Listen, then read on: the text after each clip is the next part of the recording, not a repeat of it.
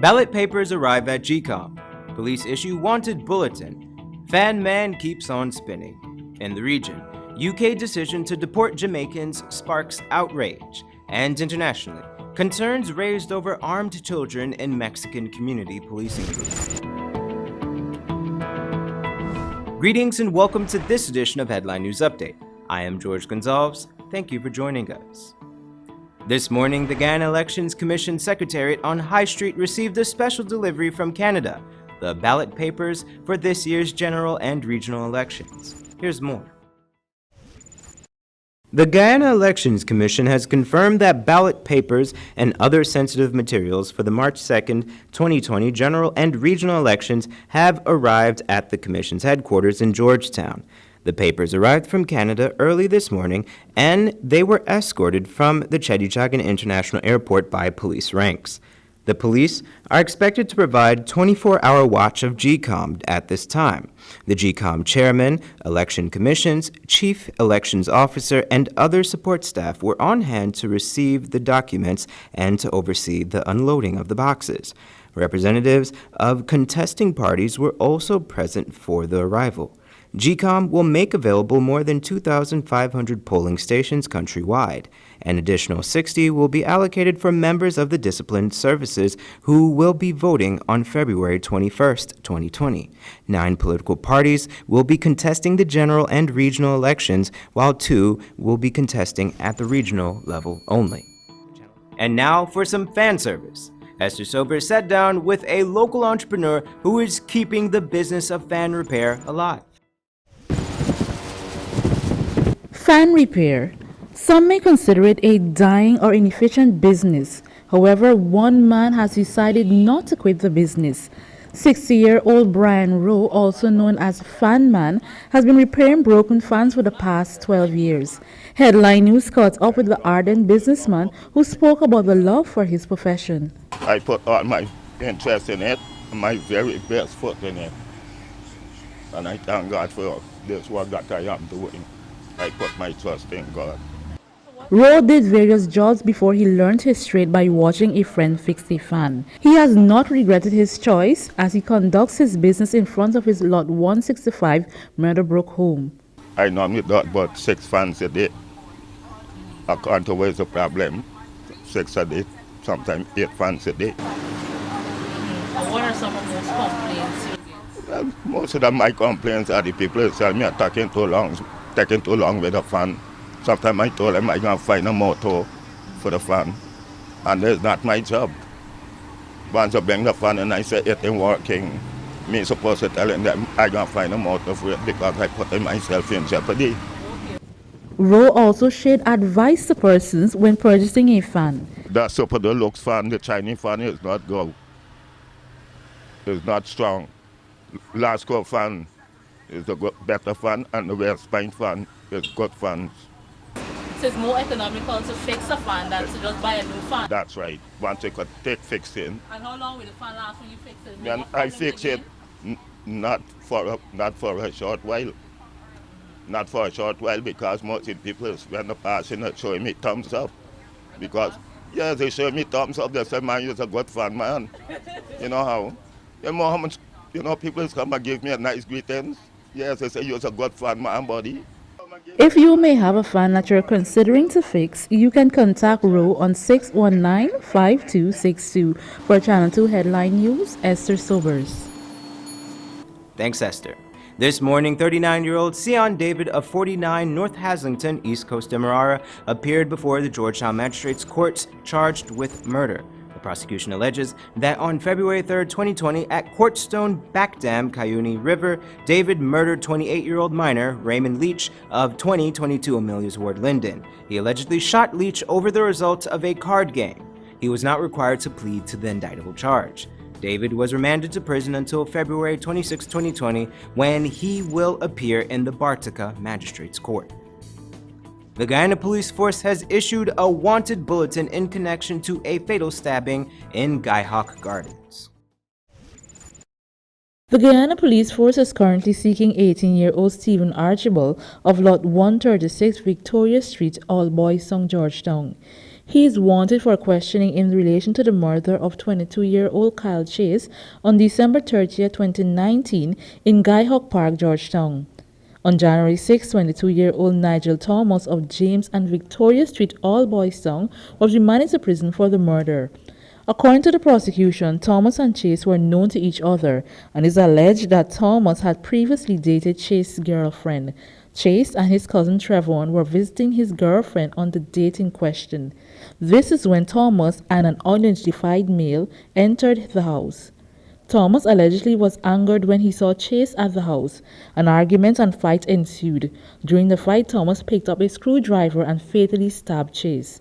Anyone with information that may lead to the arrest of Stephen Archibald is asked to contact the police on telephone numbers 226-6978, 225-8196, 911 or the nearest police station. All information will be treated with the strictest confidence. For Channel 2 Headline News, Esther Sobers.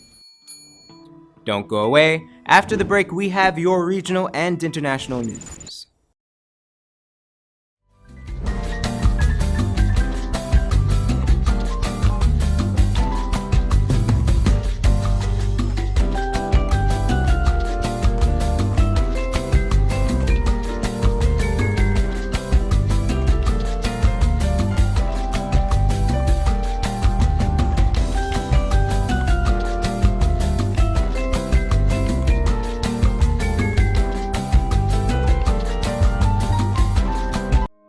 We have some big plans for Guyana.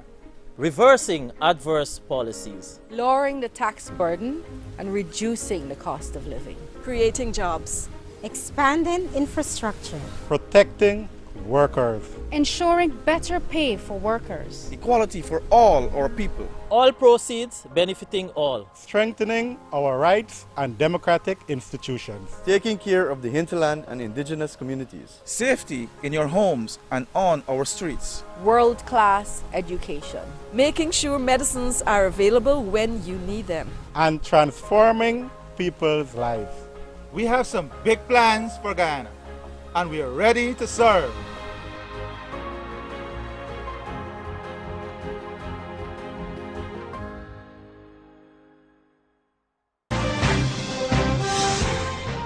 I got a real problem today. I would really like to vote in election day, but I'm working 12 hours a day from 6 in the morning to 6 in the afternoon, Monday to Friday. I got a similar problem about it. I registered for vote in Kitty where I live by walking till up Linden. I only get Saturday off, and Sunday I gotta go back cause Monday's work. You know, truly speaking, the hours you work and the place where you work shouldn't prevent you from voting. Really? How come? The law makes it absolutely clear that employers must give their employees time off to vote. So all you need to do is to inform your employer that you need time off to exercise your constitutional right to vote. For real? That's exactly what I'm gonna do. Me too, buddy. I'm making sure I vote on this election. Yeah, man. For more information, contact the GECOM on 2250-27729, 2266-557, 2239-650, or visit www.gcom.org.gy. Don't stop the progress. Make sure you put in the X in the box by the farm and key. First time I voted, I was just 20, just out of UG and about to start working. In 2015, I voted for a decent new president who brought real change. I voted for progress. Me and Uncle Jerry talking about voting for the first time. He is now 55 and never voted before. You see voting on March 2nd because you now see you're not voting before they make sense. Anyhow, I got classes, don't want to be late today. Stop the progress. Make sure you put in the X in the box by the farm and key. That was a paid political ad.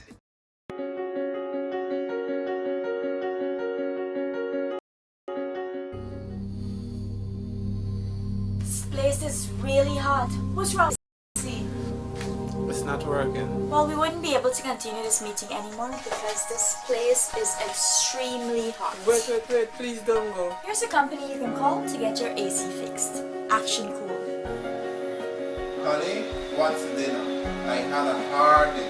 I'm sorry you have a hard day, but guess what, babes? I didn't cook today because the stove is not working. Having trouble at home or at the office? Then call the professionals at Action Cool. Our fully trained technical team have the skills and experience in repairs of all air-conditioned units, refrigerators, gas stoves, washing machines, and a whole lot more. For further information, visit us at 86 Hill and Princess Street, Mandela Avenue, Georgetown, or call us on telephone number 225-7867.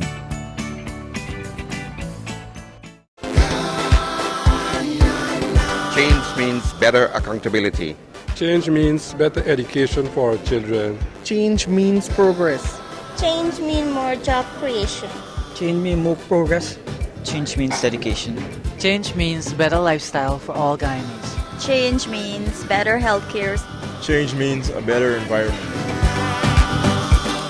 Right choice, right now. Right choice, right now. Like you stupid. I might look stupid, but I'm stupid. If you could only hear you then you know that look, you're listen wrong. to me. I'm not no dunce. You using a set of words, and half a guy must even know what you're talking about. But proportional representation and all that.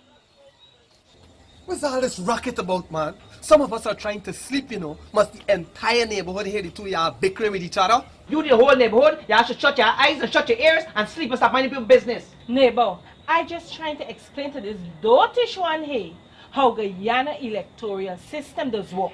But he had hard. But what could possibly be so hard for him to understand? This nincompoop find it hard to understand that it's 2 elections in one we having on March 2nd.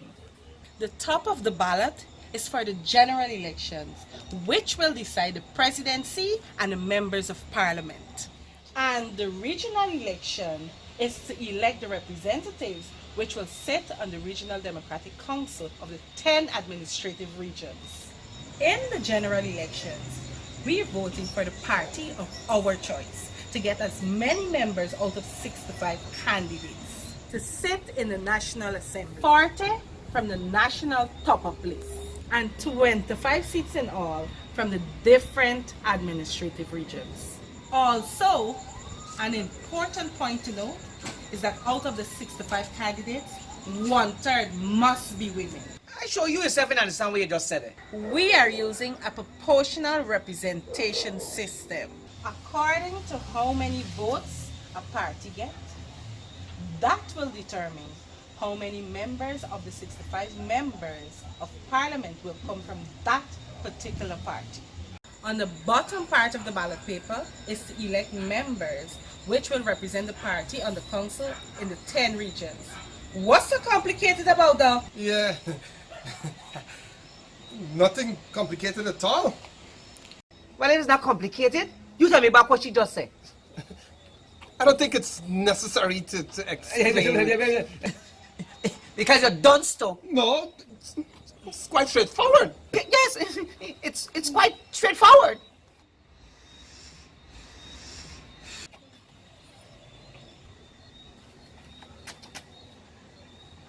What you gonna check Google? Look, I don't have time to waste. Hey, you live so. I knew that. Neighbor, try googling gcom.org.gy.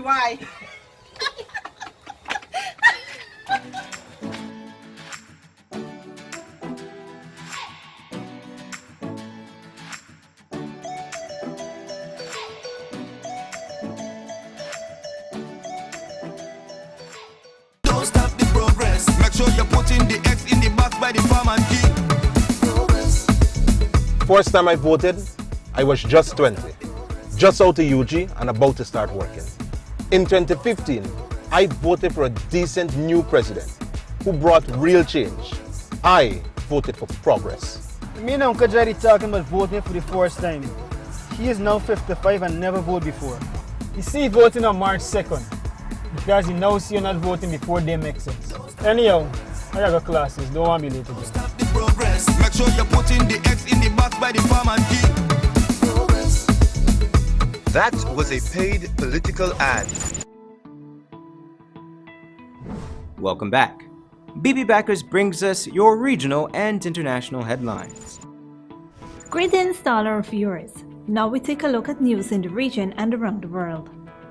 In the region, United Kingdom Prime Minister Boris Johnson is coming under increasing pressure to halt the deportation of a group of about 50 Jamaicans scheduled for sometime next week. Johnson, whose party won a large majority in the elections last December, has vowed to resume the deportation of dozens of Caribbean nationals, despite evidence that the claims that they are all serious criminals is untrue. It was widely condemned by members of Parliament in the House of Commons this week, with calls to stop it. All the soon-to-be deportees are said to have criminal convictions but have served their sentences in the UK jails. There has been one deportation flight to Jamaica since the Windrush scandal erupted in May 2018. One was scheduled to leave in April 2018 but was cancelled for reasons the United Kingdom's Home Office did not disclose. And internationally, a photo of boys as young as 8 in fatigues handling guns in the state of Guerrero, Mexico, has received widespread media coverage. They are part of a community police force whose mission is to protect the area. Al Jazeera's Manuel Rufalo reports. These young boys from the Mexican state of Guerrero are learning combat techniques. They are the newest and youngest recruits of a community-run militia. Their ages range from 8 to 12. We can't even go outside because the school we used to go to is in another town controlled by criminal gangs. And if we go there, we could be kidnapped. Many of the boys say violence in their communities has grown out of hand. They're afraid to go back to school and have traded their textbooks for rifles. I joined the community police force to help my people and my family. They've taught me a lot about guns and about how to defend. Last year, there were nearly 1,600 homicides registered in Guerrero, according to official sources. Violence has become so common, many residents see no other choice than to put firearms in the hands of anyone able to wield them. We're not doing this because we like guns. We are farmers. We work fields to provide for our families. We are doing this out of necessity because the government has failed to keep our communities safe. Recent images of armed children dressed in fatigues and lined up like soldiers have circulated on Mexican social media. They've also sparked new concerns from children's rights groups. The fact that girls and boys participate in armed groups has a series of implications when it comes to their rights. For starters, there's a risk to their lives, also their development. They are often forced to leave school. There's also the impact on their mental and emotional health. Over the past decade, violence in Mexico has grown exponentially. Experts estimate that in that time, as many as 30,000 Mexican children and teenagers have been involved in some form of gun violence. Mexico's president has called the act of arming children, quote, shameful, vowing to address the issue by creating more opportunities for children with few resources and limited access to education. A debate in Mexico is now underway over how to best care for the safety and mental health of children in regions of conflict. It's clear, however, that what these children really want is a normal childhood. Manuel Rapalo, Al Jazeera, Mexico City. And finally, as a third person is diagnosed with coronavirus in the United Kingdom, many Chinese businesses in London have taken a hit. Al Jazeera's Jonah Hall reports. The normally bustling streets of London's Chinatown. The early evening after-work rush, more a hurried walk past half-empty restaurants. There's often a dip in trade following Chinese New Year, we're told, but not like this. Literally, there have been a lot of booking being cancelled. The words of China actually is very effective because the virus literally is from China. So everyone's I can't say scared, they were worried if they're going to this place like Chinatown here, which can met a lot of Chinese people. It's high risk to get the viruses. It also happens to be the midwinter flu season, notoriously contagious, sometimes deadly, but not generally known to affect business on the high street. It's estimated the common flu accounts for more than 50,000 deaths a year worldwide. Coronavirus, on the other hand, has so far resulted in the deaths of just over 500 people.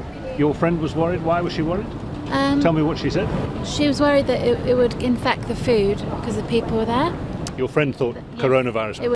It might affect what we eat, and a lot of people are wearing masks, and she said maybe I should wear a mask, but you know, it's just, I said, there's no problem. Because other people, and you hear it on the news, and other people sort of get a bit scared about it, you know, it did put me off a bit, I've got to be honest, but I thought, well, we're here now, aren't we, so we're going to enjoy ourselves. Quite a lot of people seem to think coronavirus is the new plague, carried by anyone who even looks Chinese. There are reports of racism, a Chinese woman on a crowded London tube tweeting that no one would sit in the seats beside her. And not just in London, Chinese people banned from a nail bar in Vietnam and a cafe near the Trevi Fountain in Rome. The whole problem is because of the uninformed decision of the effect of the virus. Because you hear from news that China got a lot of problem with virus, so people thought that the Chinese people are virus carriers. I think it's to do with uninformed or uneducated rather than racism. I mean, initially, at least for now. But it does, at least for now, mean quieter times in Chinatown. Jonah Hull, Al Jazeera, London. That's it for today's regional and international news. Here now is your 3-day weather forecast.